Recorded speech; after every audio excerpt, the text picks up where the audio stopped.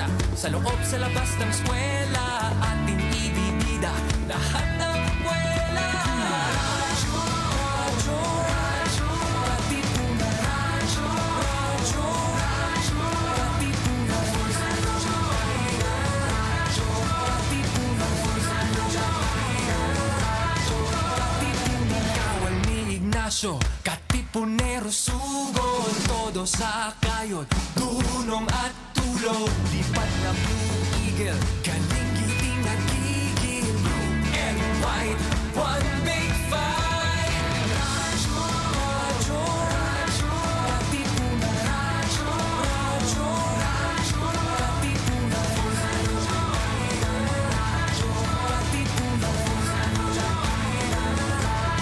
Katipunan. Radyo, Katipunan. Coming up next, the music class on Radyo Katipunan 87.9 FM. Katipunan. Radyo, radyo, radyo, radyo, radyo, radyo, radyo, Katipunan. Radyo, Katipunan. Radyo, Katipunan. Radyo, radyo, radyo, Katipunan. Radyo, radyo, Katipunan. Voice of the Blue Eagle, kami di mapipigil sa pagbabalitang tumpak at tama. Buhay Atenista, sa loob sa labas ng eskwela, ating ibibida lahat ng kwela. Radyo, radyo, radyo, Katipunan. Radyo, radyo, radyo, Katipunan. Radyo, radyo, Katipunan. Radyo, Katipunan. Kawal ni Ignacio, Katipunero sugod, todo sa kayod, dunong at tulog, lipat na Blue Eagle, kaning giting nagigil, blue and white, one big fight. Radyo, radyo, radyo, Katipunan. Radyo, radyo, radyo, Katipunan. Radyo, radyo, Katipunan. Radyo, Katipunan. Radyo, radyo, radyo, Katipunan. It's time for the music class. Join us for an evening of learning music and appreciating the art behind every hum, tune, and beat. Listen to engaging performances and insights from some of the top and upcoming musicians in the scene today. Tune in every Tuesday evening here on The Music Class. Let the music class begin.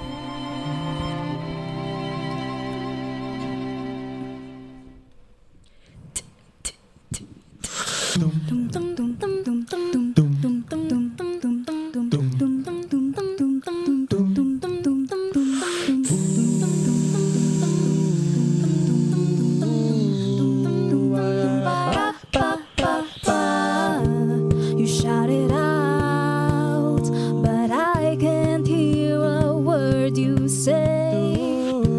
I'm talking loud, not saying much. I'm criticized, but all your bullets ricochet. Shoot me down, but I get up.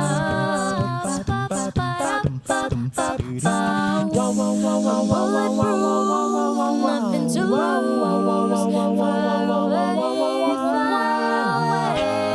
Ricochet, you take your aim, fly away.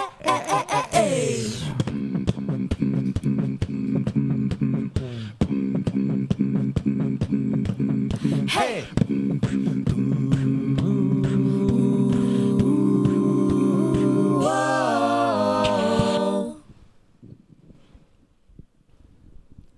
Welcome to the music class. This is your only music education class on air, live streaming here on Radyo Katipunan 87.9 FM, as well as on our Facebook page and YouTube channel and our other social media platforms. We are also live here at Radyo Katipunan 87.9 FM studio together with our guests this evening. So maayong gabi and good evening with love to the max. So I am RJ, your host for today.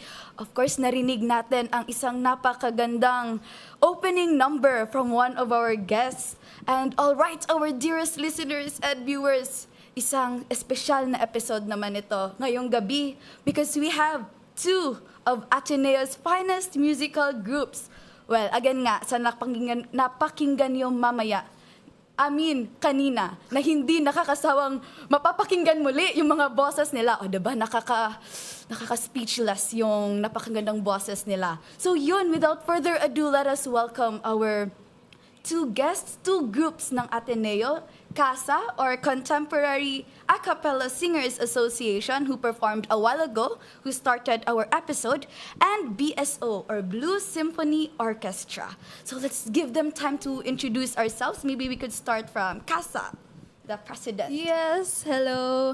We are CASA, and I'm Lori, the president of the organization at the moment. And yes, feeling ko mas mapakilala natin sila mamaya, no? And then after CASA, we have BSO. Hello, I'm Iso from BSO. Yes, I'm AVP of Media Partnerships. Yes, and we can hear more from CASA later. So we can start with the BSO on getting to know their org more. So narinig ko, meron kayong upcoming concert. But before we talk about your upcoming concert, can you tell us more, Iso, about what BSO is all about? Of course. So BSO is one of the pioneering student-run led orchestras sa Ateneo, and our main goal is to be able to spread orchestral music through our group and through making a community where people are able to make music together. That's really the heart of it, just making music together and having that community to be able to spread that kind of appreciation for orchestral music. Wow, how was your experience being part of that org, Iso? It was really good. I just joined last year, but I was really happy when I joined, even if I wasn't a performer. I got in because of my friends, and then I stayed because I made more friends. So it was really nice. I really helped with logistics, and then I somehow ended up in corporate relations because I like talking to people. Whoa! So yung group nyo or yung org nyo, okay lang na hindi performer but they can still be part of that org? Oh yes, 100%. We really love production members, and we also really appreciate yung mga people help us set up and also help hakot, take down. Take note. I guess take note. Siguro mga communications and all that. We will really appreciate any non-performers who are also eager to join. Wow, so hindi kailangan tumutugtog so that they can be part of BSO and they can help kahit anong pwede nilang gawin for BSO. So for your org, do you have activities every year? Like parang may routine na ba yung activities niyo na every year may nangyayaring ganito? So can you tell us more about your activities? Every year we usually have caroling. So usually at the end of the year yon, and we usually we're usually really open to gigs. So if you really want us, to play in any of your events, we're usually down. Wow, narinig niyo yun, listeners and viewers. If you need BSO, the orchestra of Ateneo, to play in your various events, you can invite them.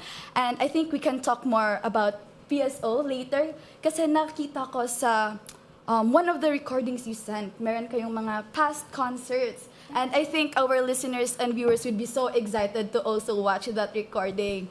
So, can you tell us more about this concert, yung past concert niyo na ipapakita natin later? Most of our year-end concerts are usually like a culmination of all the members, progress throughout the year. Because all of our members, we accept anyone really. So wherever your skill level is, we'll always accept you. And we'll always cater our arrangements to your skill level too. So, for example, kahit feeling mo beginner ka lang, you'll always be accepted and you'll still have a part to play talaga. So for last year's concert, it was more of like taking a big step forward. Kaya Strides yung pangalan niya. So for that one, we yeah, it was like a big step forward because it was one of the bigger concerts that we had from like the past like 4 years, 5 years. So for that one, it was really nice. The production was crazy. Wow. Okay, so thank you so much, Iso. And nakaka-excite kung ano yung stride na ginawa ng BSO last year. So for that, we'll play the video recording by the Symphony Orchestra entitled Love of My Life.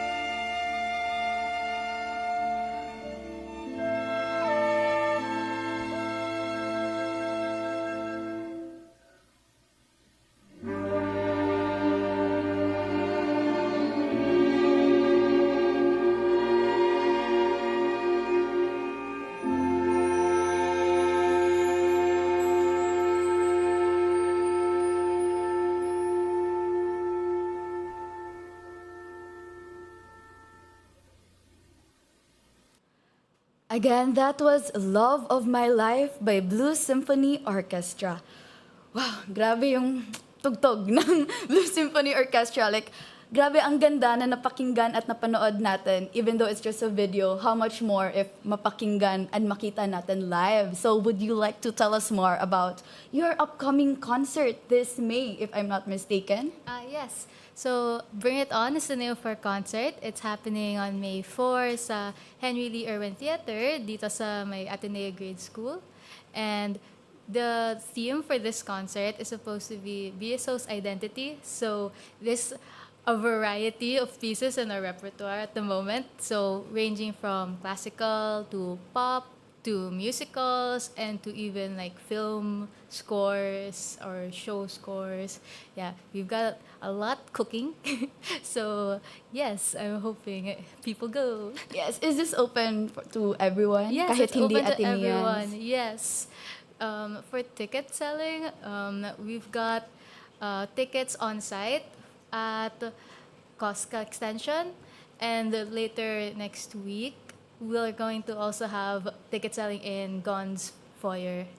Yeah. Wow. So, ano yung inspiration? Bakit yun yung napiling theme nyo this year? We picked this theme because we felt like this year was a good point where we can actually like reflect and actually like solidify who we are as an org, because after last year, which was like our big step forward, right, from pandemic years, we were thinking, oh, we can actually solidify our identity with this concert. Wow, solidifying your identity. So, how was the process ng preparations niyo for this concert? Baka may kwento kayo na gusto niyong i-share kasi nakaka-excite to learn more about your identity as BSO. Not only sa presentation, but also sa process ng preparations niyo. I think, for one thing, I would say that the performers are very, very hardworking. As in, halos 3 to 4 hours sila nag-rehearsal. Dati, from Tuesday to Tuesday and Friday. And now, halos every day. It's wow. They really are super dedicated, super passionate. And nandun na nga ako sa, background room. I'm like, yay! Ang gagaling ninyo! I think one of the fun times that I really liked would be like watching the percussion people, because for percussion we have a lot of instruments, and so since there's so many instruments but not as many people, you can see them switch in between like songs, or like in the middle of the song sometimes they would switch instruments. And I would be so impressed every time because I'll be like, oh wow, how do they keep track of all those instruments? Ang gagaling naman nila. Mga ganon. So yeah, we also have dress-up rehearsals, which is super fun. So for Halloween, may nag-dress up, as I think Coraline's mom. Mga ganon. Like it's super fun. I like it. And then you also get candy when you dress up as the theme. Yes. During sa upcoming concert nyo, mag-dress up din kayo ng like based sa theme ng BSO? Hindi naman. I mean, we have it's gonna be classy. Oh, okay, alright. Parang nakaka-excite din yung other events niya na nag-dress up din yung Yes, BSO it's mismo. fun nga. It's super cute. I'm like, oh wow, ang saya naman. You have an excuse to dress up kahit like super flamboyant or kahit masaya. Yes, and going back to your concert, grabe yung rehearsals, talagang bring it on talaga yung rehearsals. I know there's some like really difficult pieces then this year na I'm like, wow, like ang hirap naman. Totoo. So I'm like really rooting for the performers talaga because they're really giving it their all. Wow, as someone na nag-observe sa mga practices nila, I mean, lalo na ngayong finals week na. So like, para sa'yo, how are they able to balance everything out? Na 3 to 4 hours yung rehearsals nila. I have no idea how they do it. I'm good friends with like blockmate and also groupmate and thesis mate. So I know how he's doing, and he's doing okay. I love the pause there. He's doing okay. But yeah, he says he's suffering, but he's also doing something he loves, so he can't complain that much. True. Pag mahal talaga, ginagawa ang lahat, even though they're busy, ang dami nilang ginagawa, but they have the time for everything. So yun. Thank you so much, Iso, for sharing about that. May another video recording, but before we show that video recording, I would like to ask anong yung gusto niyong parang message na matitake home ng audience after they watch that concert this Okay. May 4? I want them to know that, well, orchestral music isn't just classical music. It could be anything, and what's most important is how we make that kind of music together. So we want to be very accepting. We want people to, join in on the fun that we're having then. So, like, come join us. We're gonna make you happy. Please be happy with us. Yes, we can do anything through music. Yeah, we we can can do connect anything. and It's be super fun. happy. Yes, yes. And after this video recording, of course, kasi narinig nyo rin kanina yung opening number natin. So we'll also interview and talk about CASA later on. But before that, let's have this video recording from one repertoire na tinugtog din ng Blue Symphony sa last year na concert niyo sa Stride. So yan, without further ado, we have that video rolling.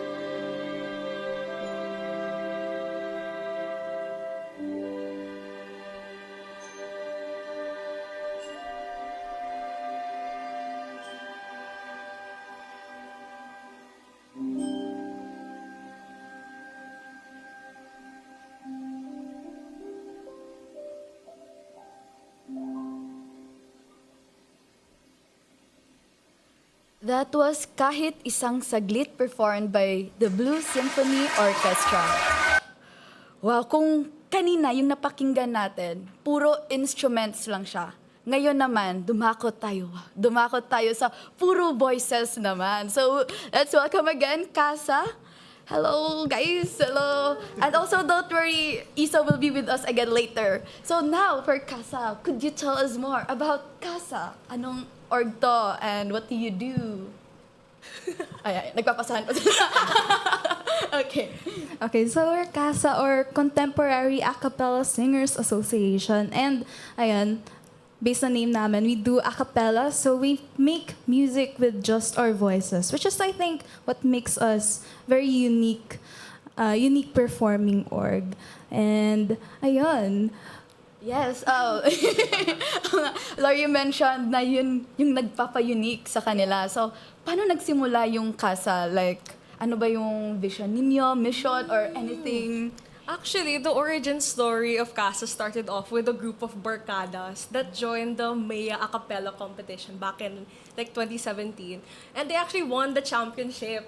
But they wanted to continue like the music and singing together. So they formed CASA around May 2018. So CASA is relatively a very new org. And actually, we started off really, really small, like around 10 members. But what we're really grateful for and what we're really amazed at is how much the org grew. So right now, we're at 100 members, roughly, both a mix of production and performers. So, yeah. Wow.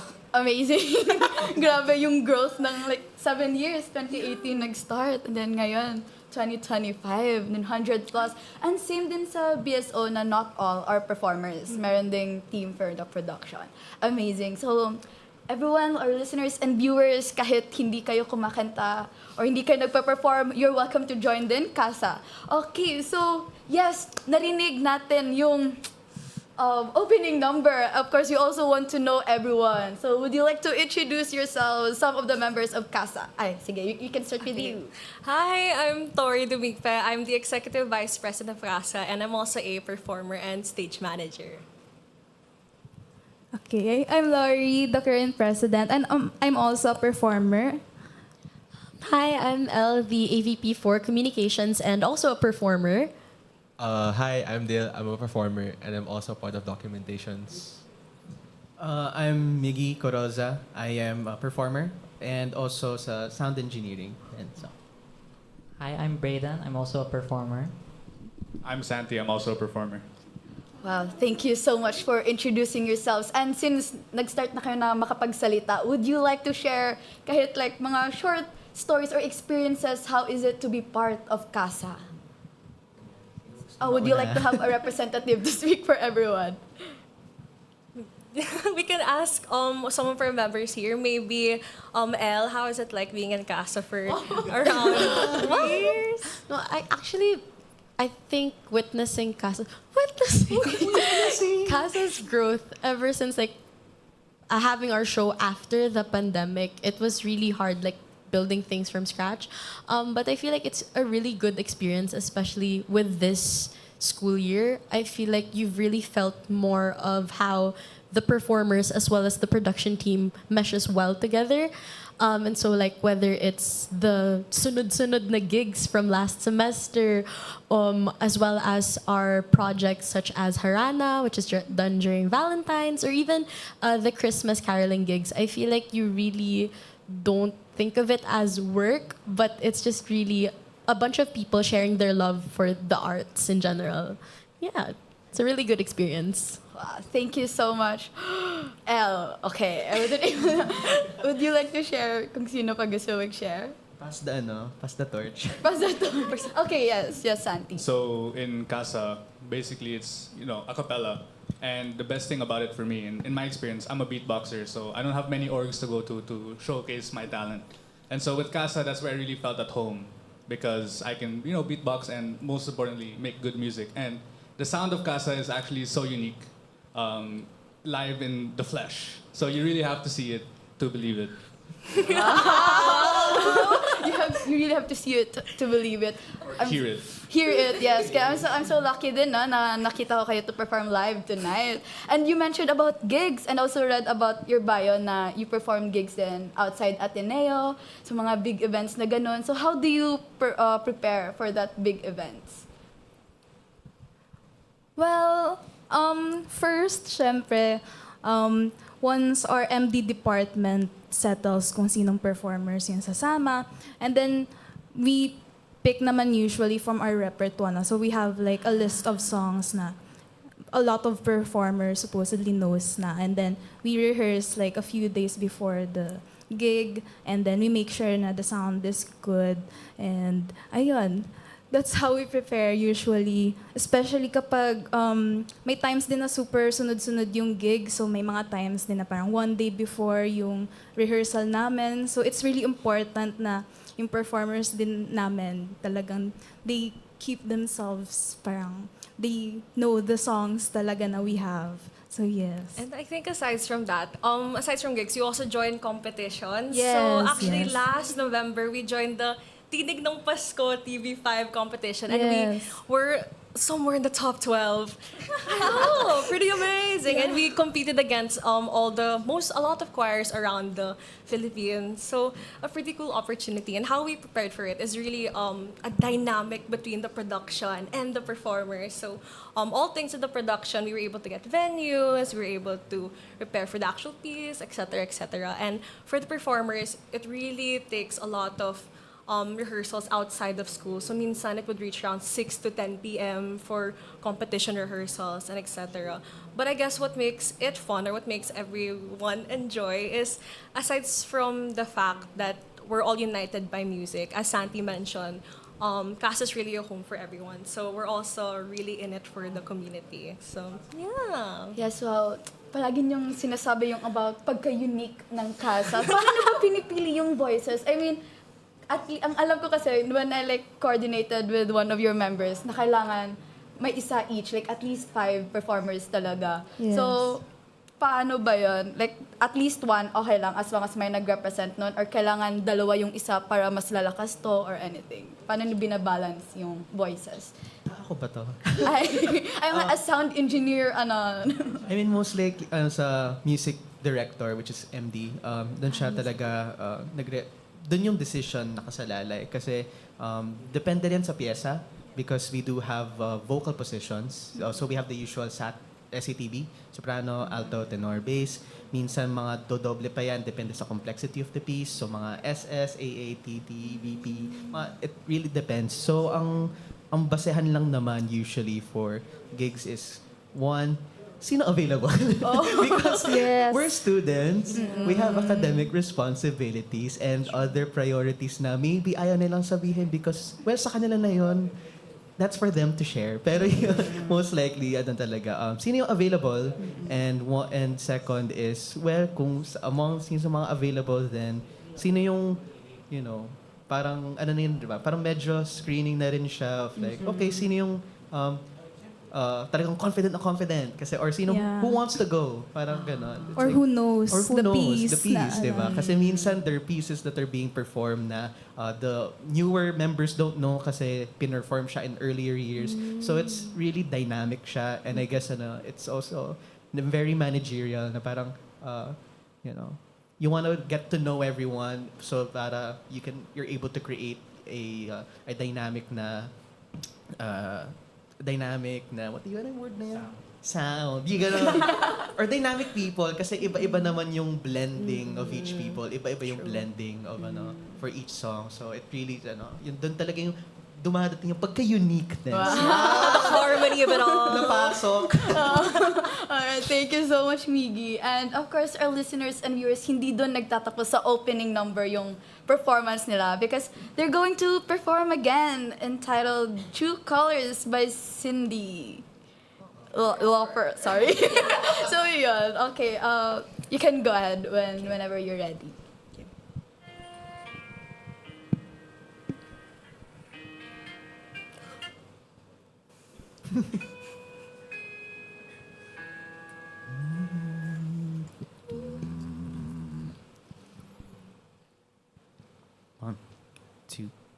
3. You with the sad eyes. Don't be discouraged. Oh, I realize it's hard to take courage in a world full of people. You can lose sight of it all. The darkness inside you can make you feel so small.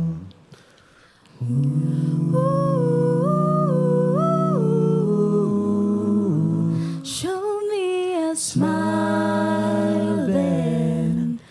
Don't be unhappy. Can't remember when I last saw you laughing. This world makes you crazy, and you've taken all you can bear. Just call me up, 'cause I will always be there. Wow, isang masigabong palakpak. Palakpakan para sa CASA. Grabe, ang ganda talaga ng boses. Wala, yun yung wala. Gusto ko sanang kumanta. I wanna join din sana sa pagkanta niya ng mga ganong pieces. But thank you so much, CASA, for singing True Colors. And tinitingnan ko kasi yung mga comments. We also have comments from here sa Radyo Katipunan page natin, sa live video natin ngayon. Oh, we have a greeting from Ma'am Jennifer Chua. She's our admin ng JustCom. So, good evening. So, hello, ma'am. Good evening. And we also have greetings from Rauha Lim. Hello, BSO. Hello, CASA. Yes, hello din to you. And from Ana Patricia Fuentes, yippee, CASA. From Lian Perez, yeah, go, CASA. From Sophia Julia Andaya, go, CASA. And from Therese Villasan, OMG CASA Cuties. And from Lexi Corinne, proud of my docu-T, Dale Del Rosario. Unang gig niya today, Yes. actually. Because new members We also have a greeting from Orlando Coca. Good evening, go CASA. Okay, so yes, our listeners and viewers, just keep your comments coming, your greetings, and baka may tanong din kayo for our guests for Blue Symphony Orchestra and for CASA Contemporary Acapella Singers Association. Yes, thank you so much. So yun, again, amazing performance, True Colors. And yes, I heard you also have an upcoming concert. So hindi lang yung BSO may concert din. You also have your upcoming concert. So would you like to tell us more about this concert? Yes, we are currently preparing for our biggest event of the year. So our year-end grand concert, which is happening on May 30 and 31. That's Friday and Saturday. Sa Rizal Mini Theater. So stay tuned sa aming ticket selling. We recently had our early bird ticket selling, but our regular ticket selling would be around the end of the month. So make sure to stay tuned sa aming social media accounts para sa ticket selling namin. Yeah. Wow, yes, super exciting. Ang daming mga upcoming ganaps ng mga orgs natin here sa Ateneo. Yes. So my question pala about this upcoming concert. For you, what makes it different from your previous concerts? Like, ano yung... Ay, sorry, na-stop kita, no? Ano yung parang ilulook forward din ng people na something different? Well, yung concert namin right now, it's entitled Kaleidoscope. So, when you hear that, syempre, I think what people think of is a lot of colors. So basically, that's the point. So bringing together lots of colors, people's identity, coming together as a beautiful kaleidoscope. So that's our current theme for the concert. And I think what makes it unique from our previous concerts, kasi usually from our previous years, we have like a single storyline of what's, kung ano yung flow ng songs, how they connect. So there's a single storyline. But this time, we're kind of putting together different stories of different unique people. So parang that's something na unique this time. Wow, I love the word of the night. Yes, unique. So yun. So ano yung same question din no, sa BSO kanina? Like, ano yung message na gusto niyong iparating sa people after they watch your concert? Siguro, what we want them to realize is na each of us individual people, syempre, each of us have our own struggles, our own background, our own situation in life. But at the end of the day, when we come together, we should Create form a beautiful kaleidoscope. Yeah, so sana yun yung mapulot niyong lesson. And ayun, bumili kayo ng ticket para makita niyo kung ano yung mga stories na we're putting together. Wow, yeah. Makikita nyo kaming maging kaleidoscope at the end of the show. Yes. And I guess aside from the stories, we try to show our stories through the actual music and Yes. repertoire that we will sing. So, exciting. Yes, very exciting. Kailan yun? May 30. Yes, May 30 31. and 31. Like, it's a 2-day show. Yeah. Yeah, we have 3 shows. So sa May 30, we will have a night show, so 7 p.m. And for May 31, we have 2 shows naman, afternoon and night. Wow, very exciting. And yes, nakaka-excite yung kaleidoscope. Yes. Kaleidoscope. Yeah, so look forward to listeners and viewers sa upcoming concert ng CASA.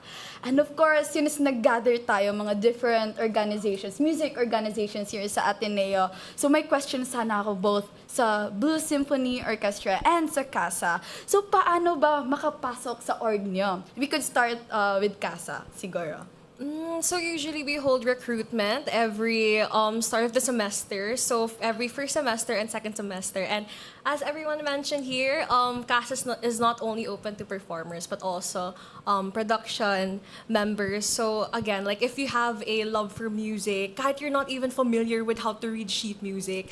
Actually, personally, I don't know how to read music. So actually a lot of us, but as long as you have the passion to learn or the passion for music, or just to listen to music as a production member, then you're open and join. So paano yung recruitment process niyo? Like, do they audition or they just say na sa production team lang ako or ganon? Or like lahat ba na mag-a-apply, like okay na sila like makapasok? We have, meron kami application form, and usually we make them choose, do they want to be a member of the performing division or do they want to be production? So they can choose. And actually, we also have a lot of performers na also part of production. So some of them part ng creatives namin, ng marketing, ng finance, logistics, so stuff like that. So they can choose what they want, and then they can submit if required ng portfolio depending on the department, and also pag performer, of course, we have auditions, and it's usually 2-phase. So the way we did it this year, we don't know next year. So this year, the performers, the auditionees, they submitted a video sa first phase. Tapos we screened them, and we also try to see kung anong voice section nila. And then the second phase, we make them study a short snippet lang of a certain piece. Tapos we see how they blend with other people. So yun yung audition process namin for this year. And we usually have them we have Rec Week usually start of the first semester. So kasabay namin yung Lions Rec Week pag first sem. And then for second semester, we also have Recruitment Week. So yes, every semester kami nag-open. Ang galing. So if hindi pa sila makaka-apply for first sem ng start ng school year, pwede pa sila humabol sa second sem. There's a second chance. Ooh, okay, amazing. Thank you, CASA, for sharing. How about from BSO? So paano yung application process? Fairly similar din naman. So what we usually do is during Lions Rec Week, we usually just advertise around the same. We're just looking for people who are interested in music, who wants to, join in. Siguro for productions, we usually look for people who are good, who want to do like logistics or stage manager. Hirap maghanap ng stage manager. And then, mahirap. So then, apart from those, siguro mga lights and sounds. And then, apart from that, siguro creatives. I know this year, creatives has been like so much more, like, what do you call that? More active. So we have a lot more content, I think, in our Facebook page. And I was like, wow. Okay, promotions, nice one. And siguro apart from those, corporate relations, please. Please. You're from corporate relations. So, ayun. So, we usually, we accept anyone, really. And yeah, we want people to join in and have fun. I think as far as I know, for recruitment like auditions, we usually have them go through our music development board and also our composers and arrangement pool. So usually they're the ones who like screen people, and then it kind of determines your skill level and usually like mga ganon. And then as far as I know, they also go through like almost a skill check, pero parang like throughout the sem, parang they also go through like their tests just to see like how well are you progressing, how much have you grown, mga ganon. And it's really nice. I don't know of any other recruitment apart from Rec Week, but as far as I know, parang ganon naman. And usually like have that member retainment. So, parang okay naman. And then yung applications like once a year. I think so. I don't know of any other recruitment. Okay. Yes, thank you so much, BSO. Kaya ko rin natanong kasi it's so timely na patapos na yung school year and pasimula na rin, pasang bilis ng panahon, di ba? So pasimula na rin yung new school year. So it could give time to our listeners and viewers. Maybe they want to be part of any music organizations here in Ateneo. Kasi para ma-realize nila na hindi talaga malayo yung music. Even though like they don't know how to start, paano sila mag-engage sa music or like feeling nila na hindi sila performer or ganon. They could be part of, kasi meron din like within Ateneo, we have music organizations, yung CASA and yung BSO and other music organizations. Kaya yun, this could be an avenue for them to think, to discern paano Life questions! is paano sila mag-prepare for the upcoming school year. So yun. And I'm so happy na you said yes to come here tonight and be our guest for Radio Katipunan.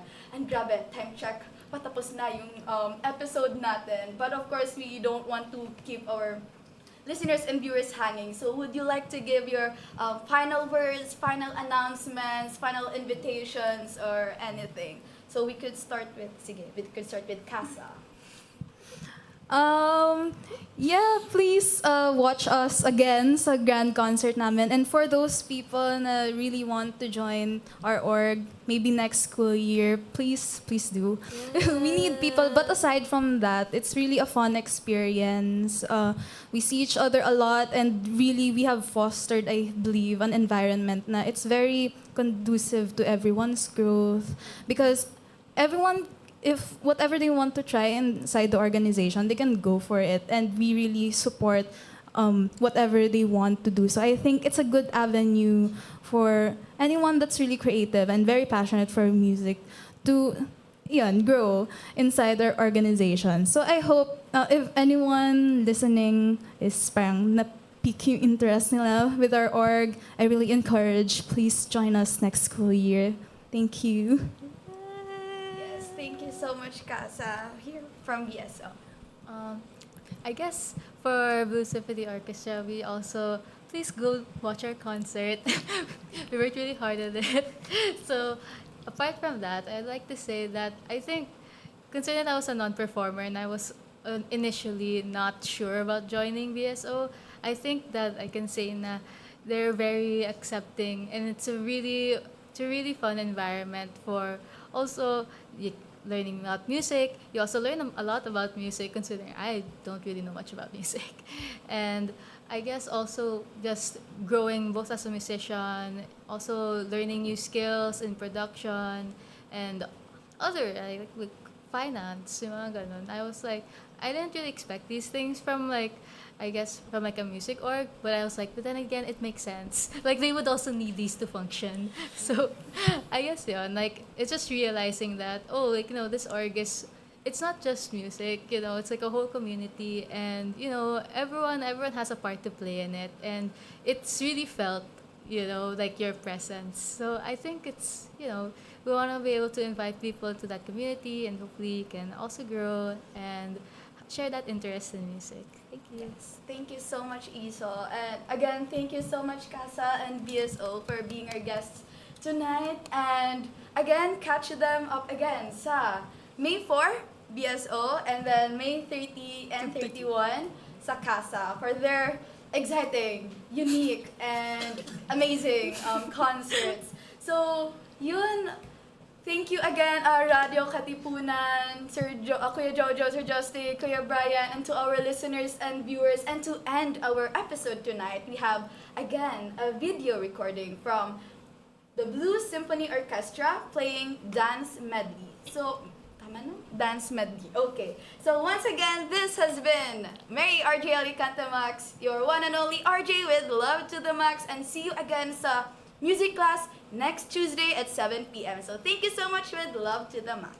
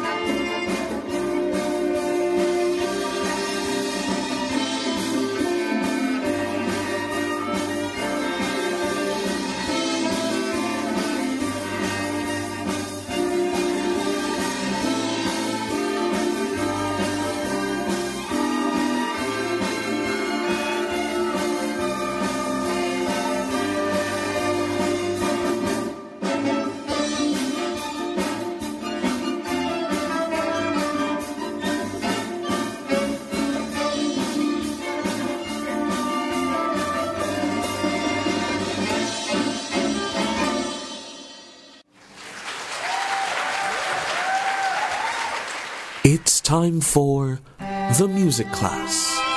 Join us for an evening of learning music and appreciating the art behind every hum, tune, and beat. Listen to engaging performances and insights from some of the top and upcoming musicians in the scene today. Tune in every Tuesday evening here on The Music Class. Let the music class begin. Radyo Katipunan. News, insights, inspiration. Radyo Katipunan. Down from the hill and down to the world. Radyo Katipunan. The voice of the Blue Eagle.